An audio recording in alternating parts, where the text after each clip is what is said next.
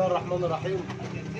تعالى اوريك حاجه دلوقتي بحيث ان الناس الخبطه اللي بتحصل معاك في المطبات او في التمييله يمين وشمال لما تبقى ماشي وفي خبطه معاك هنا، يعني لما تبقى ماشي في المطبات او نازل في وسط تحتره والماكينه بتميل منك يمين وشمال بتسمع خبطه في الجزء ده. طب الخبطه دي بتبقى عباره عن ايه؟ زي كده. سامع الخبطه ديت مع المطبات في يمين والشمال بتعمل خبطه معاك، واحنا كنا اتكلمنا عليها قبل كده من فتره، وبرده ناس كتير بتتجاهلها، وفي ناس كتير بتحل الفرش بتاعها او بتحل تغير بنز الركبه ده اهو. تمام، تغير بنز الركبه وبعد ما تخلص بنز الركبه وتطلع وتحصل معاها الخبطه ديت بعد يوم او اتنين. طيب الخبطه ديت انا امنعها ازاي؟ او لما يبقى عندي الخبطه ديت انا بعمل زي الخبطه دي كده، بعمل فيها ايه؟ خليك ركز معايا.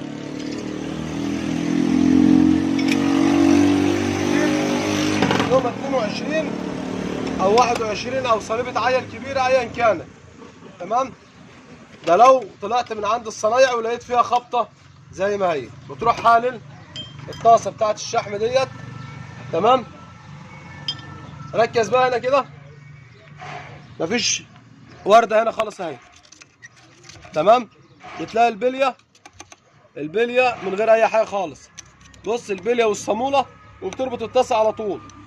الطاسه هنا لما انا باجي اربط الطاسه ديت من غير اي حاجه، هنا بربط الطاسه ده على طول، السن بتاعها بيربط للاخر وبيحرق بس ما بيقفلش على البليه هنا، ما بيطولش البليه جوه.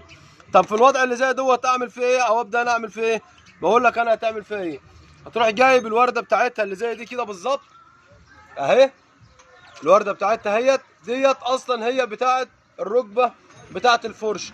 اي فرش بيتحل او اي فرش هيتحل بيبقى فيه الورده ديت. طب الورده ديت لو مش موجوده عندي تعمل معاك الخبطه في المطبات، وتعمل عندك خبطه لما المكنه تيجي تميل يمين وشمال. لما تحصل عندك خبطه يمين وشمال في المطبات او انت ماشي تلاقي الجدون بيرقش معاك جامد وبيخبط، هتحل هتلاقي الورده دي عندك مش موجود. تروح جايب الورده بتاعتك تقول له عايز ورده طاسه شحم قدام، بتجيبها وتروح مركبها جوه كده. ركز معايا، ركبت اهي.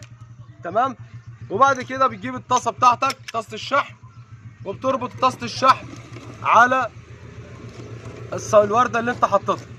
تمام، الورده اللي انت حطيتها وتشد جامد اهي، حرق عليها مظبوط بحيث ان يبقى ما فيش فيها بوش ولا هزيد بقى. بص تعالى كده، قرب بقى واسمع الصوت. قرب قرب قرب، بص ما عادش حاجه خالص اهو، والفرده خفيفه ميه اهي.